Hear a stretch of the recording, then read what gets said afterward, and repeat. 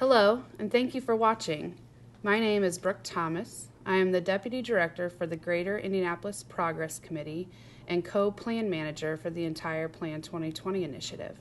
This presentation covers a handful of topics, including an overview of the entire initiative, but what's most important of all is that you get acquainted with the working draft of the Bicentennial Agenda. What we need at this stage of our 2-year planning process is feedback on the Bicentennial Agenda, the vision piece. This is what we think we have heard to date, so we're asking you today, have we captured at a very high level the values of this community? So why do we need Plan 2020? We need a new way of thinking about community planning. We have to find a way to compete. And there is a great deal of momentum that works in our favor, and we need to capitalize on that. So who is the Plan 2020 team? We are a collaboration of civic-minded, community-focused people working to stitch disparate activities, plans, ideas, and initiatives into a compelling vision that is backed by changes in public policy and commitments for action. Plan 2020 has a number of overarching goals. We are developing a new game plan so that we can take Indianapolis from great to greatest. We are developing a comprehensive vision and set of technical policy documents that speak together in such a way that we can make bigger strides to advance the city of Indianapolis, while also getting a few things done so that we can leave an incredible legacy for those that come after us. We believe that a community's values should be relatively stable and long-lasting. In Plan 2020, community values represent aspirations that the entire community can strive towards. The themes choose, connect, love, serve, and work Indy have served our team well. They were the means by which we organized our thought processes, a way to divide the work of the Bicentennial Plan committees. Choose Indy looked at opportunities related to housing, cultural destinations, early education, and K-12 education. Connect Indy looked at opportunities related to non-automobile transportation and data and technology. Love Indy looked at opportunities related to social gathering places, cultural and entertainment offerings, and aesthetic design. Serve Indy looked at opportunities related to civic engagement and building a business case for allowing employees to volunteer on company time. And Work Indy looked at opportunities related to employers' ability to have the skilled labor they need, and employees' ability to advance economically, and ways to improve the local environment for startups, entrepreneurs, and existing businesses. We believe that city plans should be more tactical in their approach to guiding local policy decisions. In the Plan 2020 process, they take their direction from the Bicentennial Plan. It is anticipated that these plans will change over time. They must be able to respond to priorities of a given administration, which oftentimes is simply a response to an increase or decrease in available resources. Together, the efforts of the Greater Indianapolis Progress Committee, the City of Indianapolis, and the Indy Chamber make up the Plan 2020 initiative. In Plan 2020, the city plans represent the strategies and action steps that city government is prepared to respond to. Other community partners are expected to step up and do the same through individual commitments. We refer to these committing partners as our implementing partners. How is Plan 2020 different? We have separated community-held values from local policy documents. Our timeline is different, primarily because we're going to use the second year of this effort to find implementing partners to do what has been recommended to date. We have built in an added level of responsibility in that by the end of the year, someone will have agreed to do everything that makes it into the final Bicentennial Plan. We can do this because we aren't starting from scratch. Plan 2020 is preceded by numerous thoughtful planning and visioning efforts. The challenge for Plan 2020 lies in our team's ability to align the agendas of many, as opposed to relying on one organization or entity to own an agenda for all. We strongly believe that everyone has a stake in what we're trying to address. Coordinating and connecting all parties is critical to leveraging the total planning capacity of our city. What isn't reflected in the working draft of the Bicentennial Agenda is the how, when, who, and where. This is because this work lives elsewhere, but it is what helped us draft the Bicentennial Agenda. Beginning in 2016, you will come to learn what these various strategies and action steps are through the demonstrated results of the work of our implementing partners over the next 6 to 7 years. There is a great deal of momentum throughout Indianapolis and the country as a whole that works in Indy's favor. Due in large part to the Greater Indianapolis Progress Committee, we do public-private partnerships well.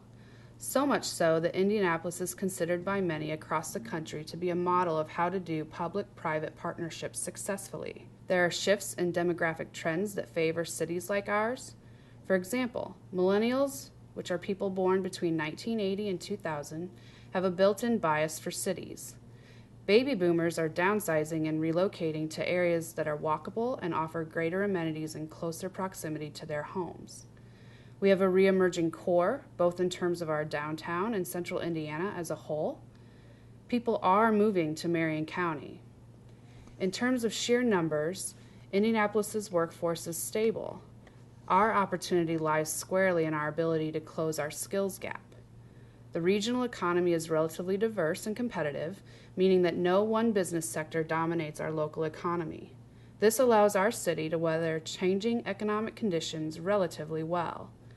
The takeaway here is that because of who we are as a city, and because changes in personal preference about where one lives and works, means that people are inclined to favor Indianapolis over other parts of the region or state.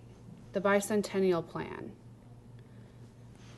The Bicentennial Plan is made up of a number of pieces. Again, the purpose of this presentation is for you to become acquainted with the working draft of the Bicentennial Agenda, so that you might better understand what you are reading and the context from which it was created. We anticipate there will be questions and sincere interest in the projects and the policies that are being discussed. But we aren't there just yet. We want to introduce the work of our committees to you and have you help us get ready for our next step. The Bicentennial Agenda is the piece we want to get right before we move forward with the other details of the Bicentennial Plan and before the technical city plans start to come together. We want to measure how we progress through the implementation of the various strategies and action steps. In addition to measuring our progress, we will also aim to measure Plan 2020's impact on Marion County at the community level. We are setting the groundwork now to be able to do both. One of the other deliverables of the Bicentennial Plan will be an evaluation of our overall engagement process. Thank you for watching today. Thank you for helping us to achieve our public outreach and engagement goals. Regarding the Bicentennial Agenda, there are things we know, things we have read, and things that we have learned over the past year. This is the initial interpretation of what we believe to be at the core of what this community values. In a world of competing priorities, these are the priorities that have bubbled up to the surface. These are the areas the community would like to see everyone focus on for the next several years. The agenda is both a vision and a rallying cry. It explains how we are going to compete in a region of suburbs and in a state that is often dominated by rural interests. It calls attention to the fact that Indianapolis is a bona fide city, meaning that it isn't a copy or a replication of someplace else. It is an authentic record of nearly 200 years of progress.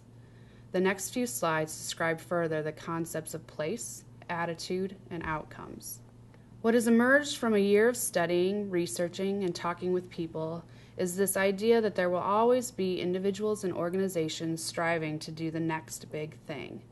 In fact, Indianapolis has a long proven track record of doing really big things really, really well. What people have told us they would like to see Plan 2020 do is to make a concerted effort to close some of the gaps that persist despite some really big successes. We are being presented an opportunity to focus on the nuts and bolts of this city, which in most instances means that we need to focus on systems and structures changes rather than a handful of big projects.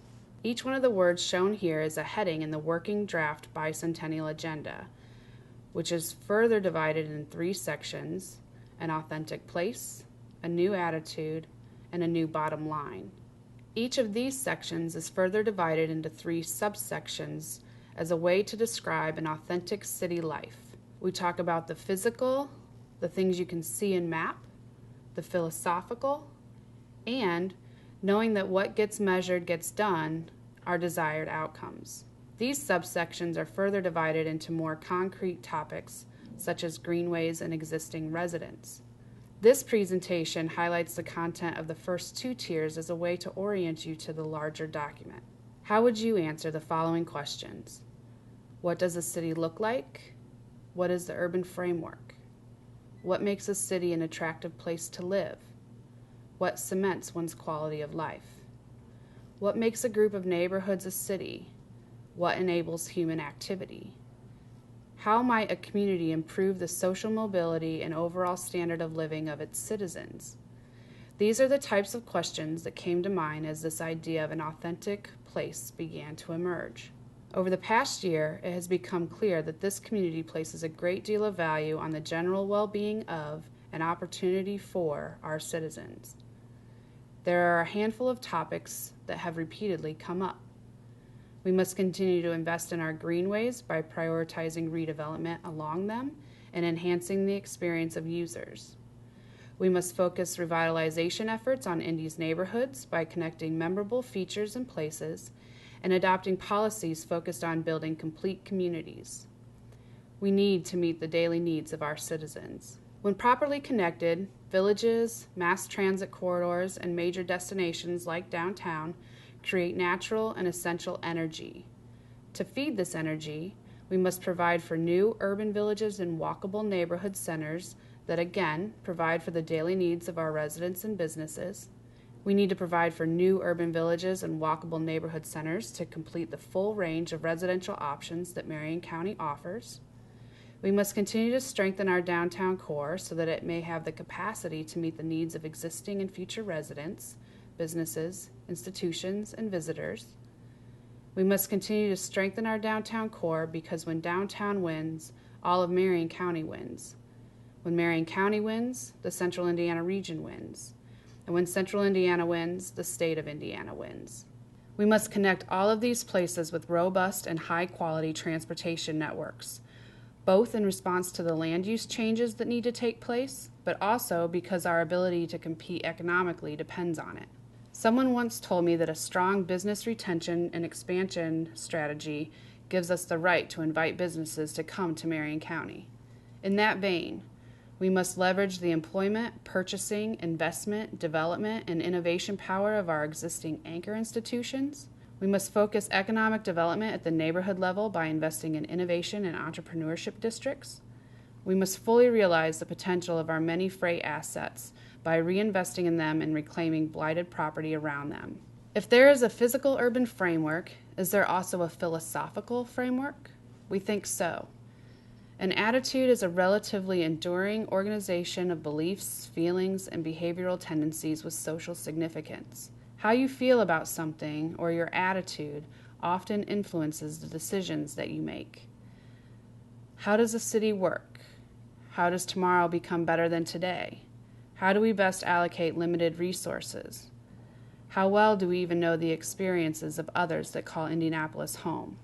These are the types of questions that came to mind as this idea of a new attitude began to emerge. The prosperity of our city is intrinsically restrained by the health of both our people and the environmental systems we are part of.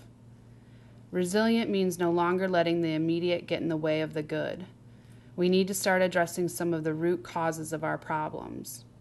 For example, research shows that early childhood education is a long-term approach to any number of issues ranging from school dropouts, teen pregnancy, and violent crime. By addressing early childhood education, we place ourselves squarely in a position to adequately address these and other community issues.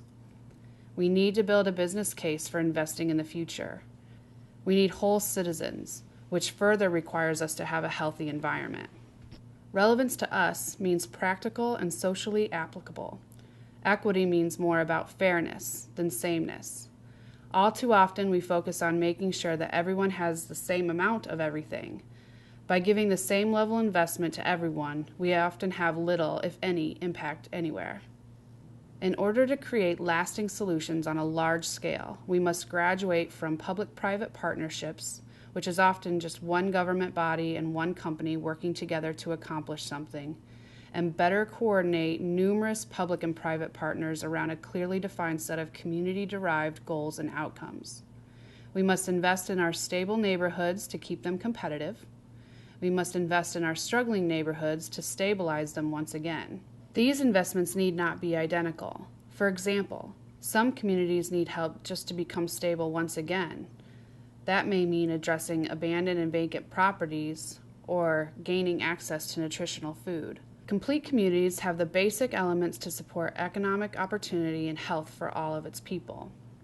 Regardless of the shape or form that they take, the elements of a complete community include a quality education, access to good jobs, an affordable roof over one's head, access to affordable, healthy food and health services, the ability to enjoy artistic, spiritual, and cultural amenities, access to recreation and parks, meaningful civic engagement, and affordable transportation choices. Experience means a more inclusive city.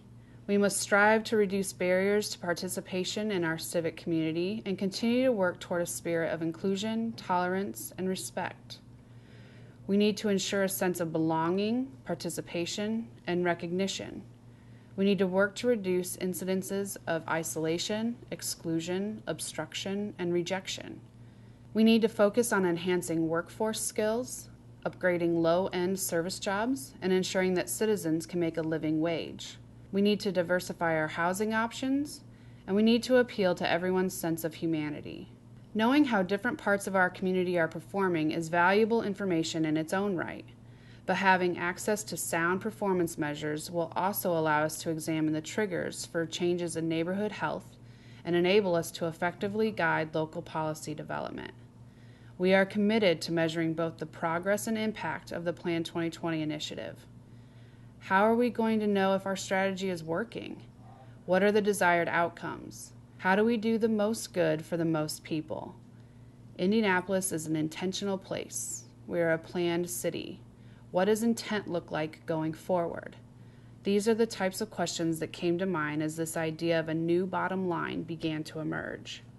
We believe that to prioritize means to provide resources or to invest. We need to preserve existing assets, our current residents, businesses, organizations, and institutions, while attracting new talent, residents, and visitors.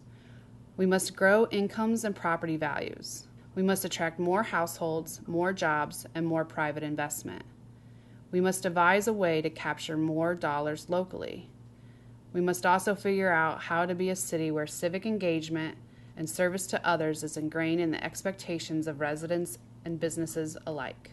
To compete means to acknowledge, understand, and respond to external forces and factors in a growing global economy where educational attainment is the new competitive economy. We need to be able to deploy the right people to the right place at the right time. We need diverse housing and neighborhood options. We need certain amenities for certain sizes of certain populations, and we need to improve access to transportation options, especially for the less mobile, which includes the young, the elderly, the poor, and the disabled. Intent to us means to have resolved or determined to do something. The entire Plan 2020 initiative is guided by this principle. It is no accident that Indianapolis is a great city. It has been with great deliberation and intent that we have woven together neighborhoods, parks, art, entertainment, economy, and some really big ideas to make our city what it is today. We are determined to finish anything we start. There is unfinished work throughout this city, and it impacts the daily experience of some of our citizens. For example, there are bus stops without adequate sidewalks or other basic infrastructure within close proximity of some of the biggest investments this community has ever made. We must circle back and fill in the intricate details of our city. We think that the working draft of the Bicentennial agenda best describes community development in Indianapolis by way of responsible, ordinary pursuits. What do you think? Does what you've heard here resonate with you? Is it clear what we're trying to say? Do you generally agree with what you've heard?